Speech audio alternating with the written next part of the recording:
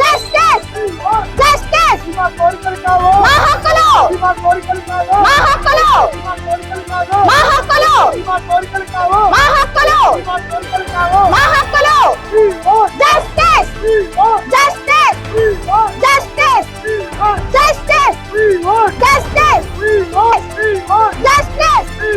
Justice justice సమాన వేతనం సమాన వేతనం సమాన వేతనం వేతనం. ధన్యవాదాలండి. నా పేరు గోపాలకృష్ణ, ఎన్నపట్నం సిహెచ్ఓ పనిచేస్తున్నాను. మేము సమ్మె స్టార్ట్ చేసి నిరోధక సమ్మె 23వ రోజు కొనసాగుతుంది. ఈ 23 రోజుల్లో భాగంగా మేము వంట వార్పు అనే వినూత్న నిరసన కార్యక్రమం ద్వారా మా యొక్క సమస్యలను ఇప్పుడు ఉన్నటువంటి గవర్నమెంట్ పెద్దలకి అలాగే అధికారుల దృష్టికి తీసుకెళ్లాలని నిర్ణయించుకున్నాము. సో మేము ఇప్పటికి 23 రోజులుగా కూడా ఇంకా సమ్మె చేస్తున్నామంటే ఇప్పుడున్నటువంటి అధికారులు కానీ గవర్నమెంట్ కానీ నిమ్మకు నీరెత్తినట్టుగా నిర్లక్ష్యంగా వ్యవహరిస్తున్నారు దానివల్ల మేము ఇంకా ఈ సమ్మె కొనసాగించవలసి వస్తుంది. ఒకవైపు మాకు ఒక బాధ ఉంది. మేము ఎప్పుడైతే సమ్మె బాట పెట్టామో మాకు అక్కడ ఉన్నటువంటి ప్రజలు ఎవరైతే ఉన్నారో మా పేషెంట్స్ కానీ ప్రజలందరూ కూడా సరైన వైద్య సౌకర్యాలు రూరల్ ఏరియాలో డీప్ ఏరియాస్ లోని విలేజెస్ లోని అందగా చాలా ఇబ్బందులు పడుతున్నారు. సో మా సమస్యలు గుర్తించిపోగా అక్కడ ఉన్నటువంటి ప్రజల సమస్యలు కూడా గవర్నమెంట్ గుర్తించలేకపోతుంది. దీనికి మేము చాలా చింతిస్తున్నాము. కాబట్టి ఇప్పటికైనా మీరు అడిగేటువంటి న్యాయమైన డిమాండ్స్ ఏవైతే ఉన్నాయో గవర్నమెంట్ ఆఫ్ ఇండియా ఏదైతే చెప్పిందో ఆ న్యాయమైన డిమాండ్స్ ని చర్చలకు పిలిచి త్వరగా నెరవేర్చాలని చెప్పి మేము విజ్ఞప్తి చేస్తున్నాం. సో దాంతో పాటు ఇప్పుడు పల్లెటూరులో అంటే ఇప్పుడు ఏదైతే మా ఆయుష్మాన్ ఆరోగ్య మందిర్ ఏరియాస్ లో ఉన్నటువంటి ప్రజలు ఆరోగ్య సమస్యలతో బాధపడుతున్నారు. అలాగే వాళ్ళకి అందాల్సినటువంటి వైద్య సేవలు కూడా నిలిచిపోయాయి. మీరు ఆ ఒక నిర్లక్ష్య ధోరణి వదిలి మమ్మల్ని పరిశీలించి అలాగే ప్రజలను కూడా ఉద్దేశించుకొని వాళ్ళు కూడా విషయంలో గమనించి మీరు మాకున్నటువంటి మేము అడిగేటువంటి న్యాయమైన డిమాండ్స్ ఏవైతే ఉన్నాయో అవన్నీ కూడా నెరవేర్చమని కోరుతున్నాము. ఒకటే చెబుతున్నాను సార్, మేము 23 రోజులు జరిగింది. మేము అడిగే న్యాయమైన డిమాండ్స్ నెరవేర్చే వరకు కూడా మీ సమ్మెని ఇంకా ఉధృతం చేస్తాను తప్ప వెనకడుగు వేసేది లేదు. సమ్మెని విరంభ చేసేది అయితే మా ఉద్దేశం లేదు. కాబట్టి మీరు ఇప్పటికైనా దయచేసి మిమ్మల్ని అందరినీ పేరు పేరున అడుగుతున్నాము. సో మేము అడిగే న్యాయమైన డిమాండ్స్ నెరవేర్చి ప్రజలకి వైద్య సదుపాయాలు మళ్ళీ అందేలాగా చూడాలని చెప్పి మిమ్మల్ని కోరుకుంటున్నాను సార్. థ్యాంక్ యూ, ధన్యవాదాలు.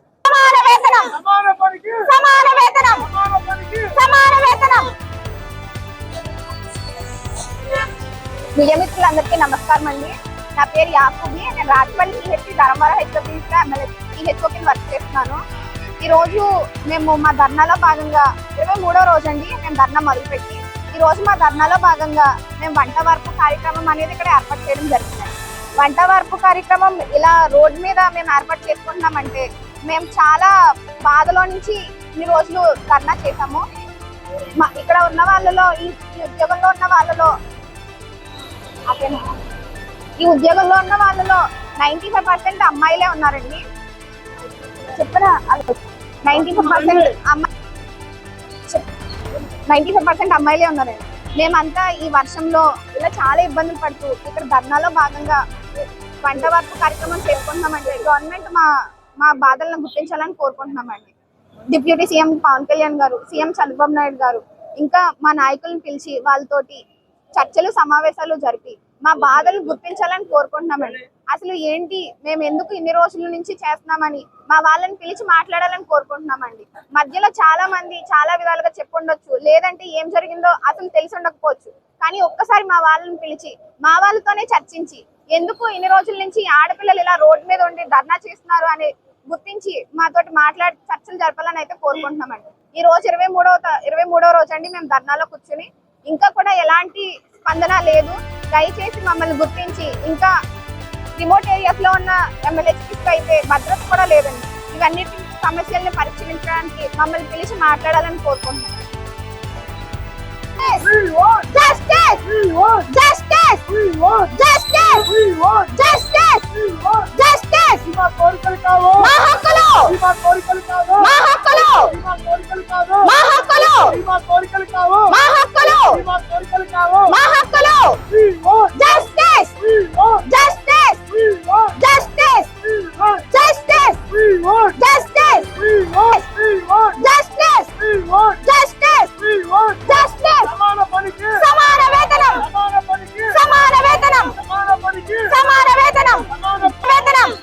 ఐక్యత, సిహెచ్ఓల ఐక్యత.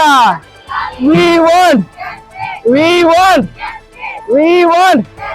We want. We want. We want. We want. సిహెచ్ఓల ఐక్యత. సిహెచ్ఓల ఐక్యత. 6 సంవత్సరాలు పూర్తి చేసుకున్న సిహెచ్ఓల వెంటనే.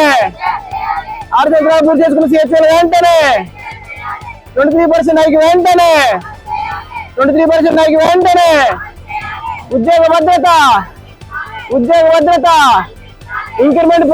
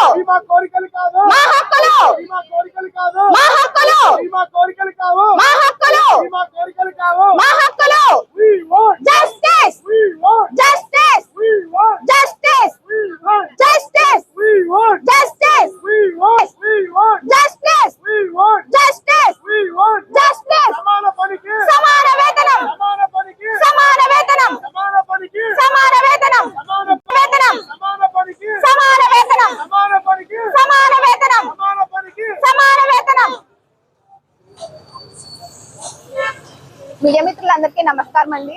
నా పేరు యాకూబి. నేను రాజపల్లి పిహెచ్సి ధర్మవరం హెచ్డబ్ల్యూసీలో ఎమ్మెల్యే పిహెచ్ఓ కింద వర్క్ చేస్తున్నాను. ఈ రోజు మేము మా ధర్నాలో భాగంగా 23వ రోజు అండి మేము ధర్నా మొదలుపెట్టి. ఈ రోజు మా ధర్నాలో భాగంగా మేము వంట వార్పు కార్యక్రమం అనేది ఇక్కడ ఏర్పాటు చేయడం జరిగిందండి. వంట వార్పు కార్యక్రమం ఇలా రోడ్ మీద మేము ఏర్పాటు చేసుకుంటున్నామంటే మేము చాలా బాధలో నుంచి ఇన్ని రోజులు ధర్నా చేసాము. ఇక్కడ ఉన్న వాళ్ళలో ఈ ఉద్యోగంలో ఉన్న వాళ్ళలో ఈ ఉద్యోగంలో ఉన్న వాళ్ళలో 95% అమ్మాయిలే ఉన్నారండి. చెప్పరా 95% అమ్మాయిలే ఉన్నారండి. మేమంతా ఈ వర్షంలో ఇలా చాలా ఇబ్బందులు పడుతూ ఇక్కడ ధర్నాలో భాగంగా వంట వార్పు కార్యక్రమం చేసుకుంటున్నామంటే గవర్నమెంట్ మా బాధలను గుర్తించాలని కోరుకుంటున్నామండి. డిప్యూటీ సీఎం పవన్ కళ్యాణ్ గారు, సీఎం చంద్రబాబు నాయుడు గారు ఇంకా మా నాయకులను పిలిచి వాళ్ళతోటి చర్చలు సమావేశాలు జరిపి మా బాధలు గుర్తించాలని కోరుకుంటున్నామండి. అసలు ఏంటి, మేము ఎందుకు ఇన్ని రోజుల నుంచి చేస్తున్నామని మా వాళ్ళని పిలిచి మాట్లాడాలని కోరుకుంటున్నామండి. మధ్యలో చాలా మంది చాలా విధాలుగా చెప్పుండొచ్చు, లేదంటే ఏం జరిగిందో అసలు తెలిసి ఉండకపోవచ్చు. కానీ ఒక్కసారి మా వాళ్ళని పిలిచి మా వాళ్ళతోనే చర్చించి ఎందుకు ఇన్ని రోజుల నుంచి ఆడపిల్లలు ఇలా రోడ్డు మీద ఉండి ధర్నా చేస్తున్నారు అని గుర్తించి మాతోటి మాట్లాడి చర్చలు జరపాలని అయితే కోరుకుంటున్నామండి. ఈ రోజు 23వ రోజు అండి మేము ధర్నాలో కూర్చుని. ఇంకా కూడా ఎలాంటి స్పందన లేదు. దయచేసి మమ్మల్ని గుర్తించి ఇంకా రిమోట్ ఏరియాస్ లో ఉన్న ఎమ్మెల్యేస్కి అయితే భద్రత కూడా లేదండి. ఇవన్నిటి సమస్యలను పరిష్కరించడానికి మమ్మల్ని పిలిచి మాట్లాడాలని కోరుకుంటున్నామండి.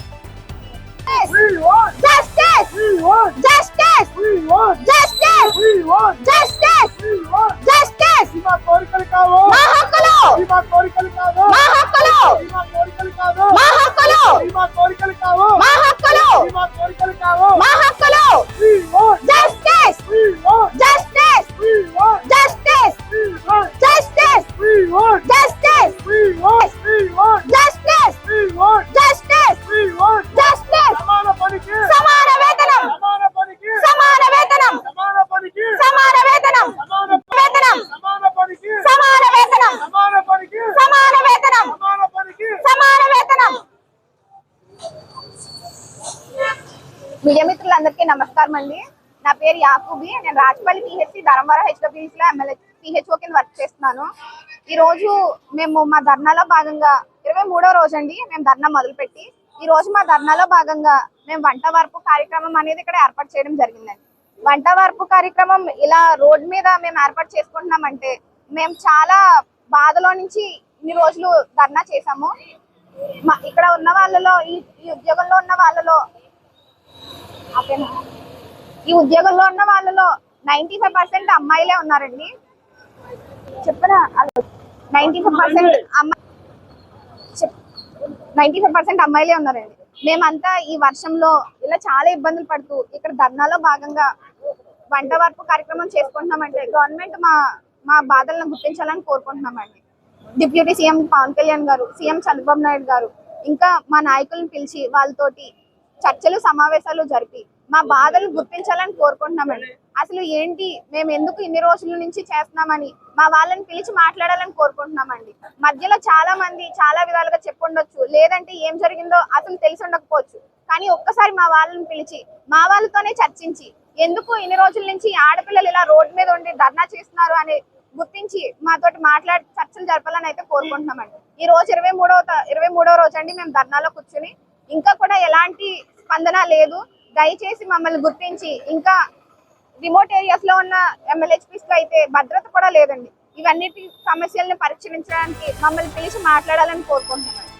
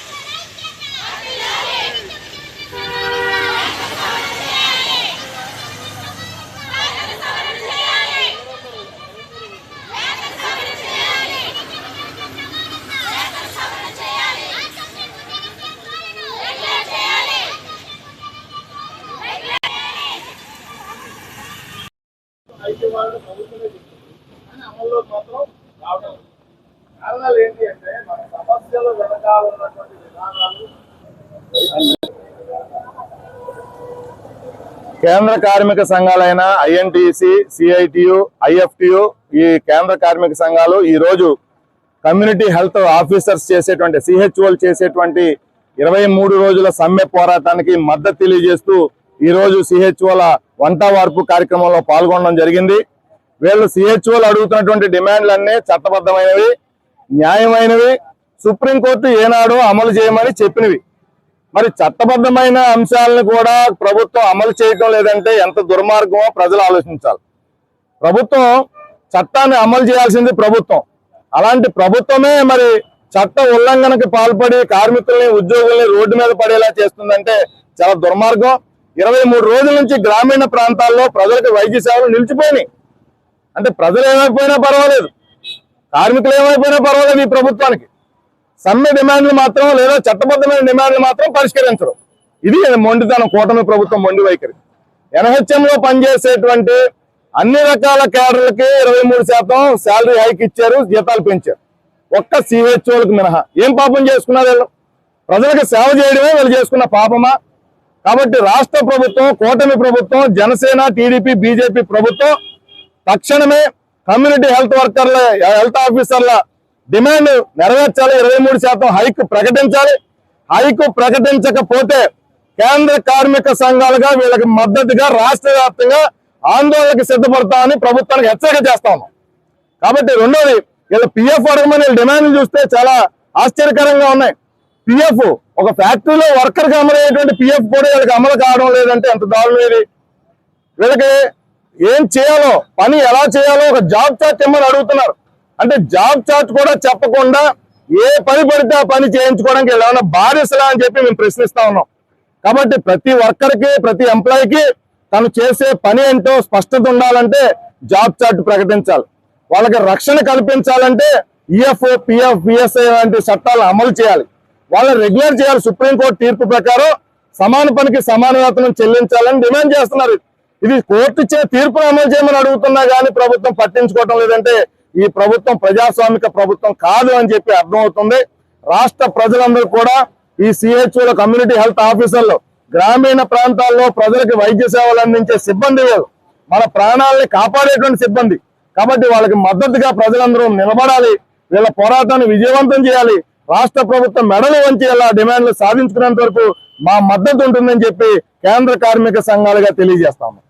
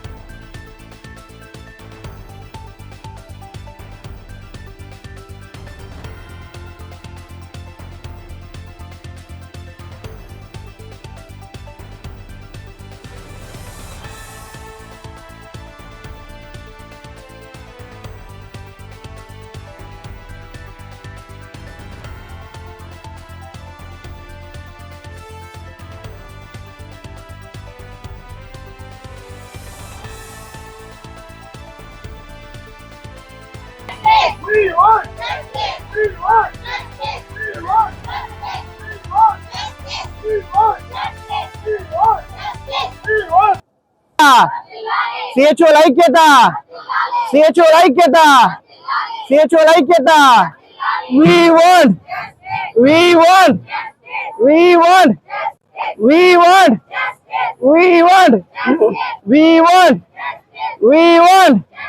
సిహెచ్ఓల ఐక్యత, సిహెచ్ఓల ఐక్యత. 6 సంవత్సరాలు పూర్తి చేసుకున్న సిహెచ్ఓల వెంటనే, 6 సంవత్సరాలు పూర్తి చేసుకున్న సిహెచ్ఓల వెంటనే 23% హైక్ వెంటనే, 23% హైక్ వెంటనే.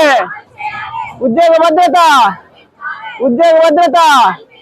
ఇంక్రిమెంట్ పాలసీని వెంటనే, ఇంక్రిమెంట్ పాలసీని